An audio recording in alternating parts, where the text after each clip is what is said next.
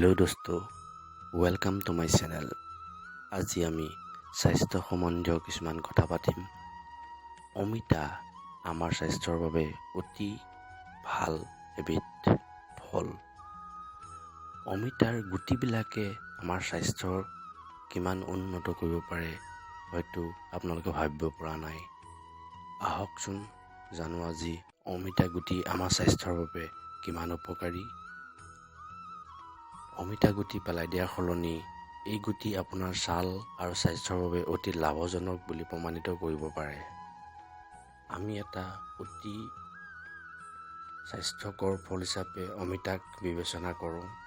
বেছিভাগ মানুহে ইয়াক পচন্দ কৰে, কিন্তু আপুনি হয়তো নাজানে যে অমিতাৰ গুটিবোৰ আপোনাৰ স্বাস্থ্য আৰু ছালৰ সমস্যাৰ বাবে সৰ্বশ্ৰেষ্ঠ চিকিৎসা ৰূপে পৰিগণিত হ'ব পাৰে। ইয়াৰ গুটিবোৰ বহু পুষ্টি সমৃদ্ধ। আজি আমি আপোনালোকক জনাম যে অমিতা গুটিৰ দ্বাৰা হ'ব পৰা আচৰিত কেইটামান লাভালাভ। ফুলা হ্ৰাস কৰে। হয়তো বহুতে এইটো কম জানে যে অমিতাৰ গুটি আমাৰ শৰীৰৰ কোন অংশ ফুলি উঠিলে হ্ৰাস কৰাত সহায় কৰে। এই ফলৰ গুটিবোৰত ভিটামিন চি, এলকাইলাইট, ফ্লেভনয়েড আৰু পলিফেনলৰ দৰে যোজক পোৱা যায়। এই সকলোবোৰ আঁঠুৰ বিষৰ বাবে অতি উপযোগী। ই আঁঠুৰ গাঁঠি ফুলাত হ্ৰাস কৰাত সহায় কৰে। 2 নম্বৰ হৈছে ছালৰ বাবে কাৰ্যকৰী। অমিতা গুটি কিছু ছালৰ সমস্যা দূৰ কৰিব পাৰে। ইয়াৰ এণ্টি এজিং গুণ আছে, যি আপোনাৰ ছালৰ স্থিতিস্থাপকতা বজাই ৰখাত সহায় কৰে। অমিতাৰ গুটি খালে বা চোবালে ছাল ক্ষেত্ৰৰ পৰা প্ৰতিহত কৰিব পাৰি। বীজাণু বিৰোধী গুণ। অমিতা গুটি এণ্টিবেক্টেৰিয়েল গুণ সম্পন্ন। যদি সীমিত পৰিমাণৰ অমিতাৰ গুটি গ্ৰহণ কৰা হয়, ই আমাক খাদ্যৰ বিষক্ৰিয়াৰ দৰে ৰোগৰ সৈতে যুঁজ কৰাত সহায় কৰে। যদি আমি প্ৰতিদিন 1 চামুচ অমিতাৰ গুটি খাওঁ, আমাৰ পেটৰ বহু সমস্যাৰ পৰা সকাহ পাব পাৰি। ডায়েবেটিছৰ বাবে লাভজনক।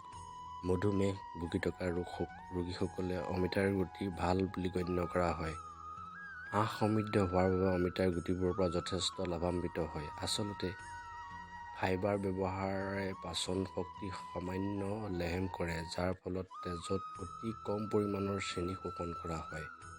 অৰ্থাৎ ক'বলৈ গ'লে অগ্ন্যাশয়টোৱে ইনচুলিন তৈয়াৰ কৰিবলৈ যথেষ্ট সময় পায়। কেঞ্চাৰ বিৰোধী গুণ। অমিতাৰ গুটিৰ গুণাগুণ ইয়াতে শেষ নহ'ব।